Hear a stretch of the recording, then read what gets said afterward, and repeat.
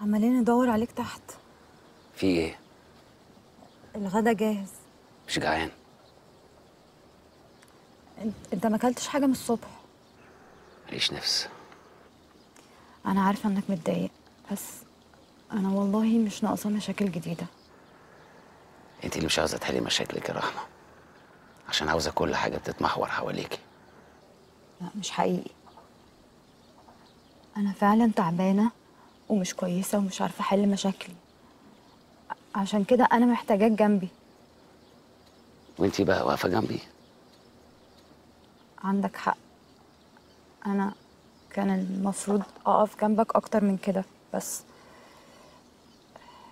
اديني معاك اهو. بلاش الطريقه دي. هو ده كل اللي مضايقك؟ اني بتكلم معاكي بطريقه مش عاجباكي؟ انا مش قصدي والله. مش انا مهم. انا عاوز ابقى لوحدي دلوقتي، واعملي حسابك انك تشيلي مسؤوليه قاسي الفتره اللي جايه. اظن انا ما قصرتش معاه ولا معاكي لما كنتي انتي تعبانه. انا محتاجه ارتاح شويه بقى. طب انا موافقه امضي لك الشيكات.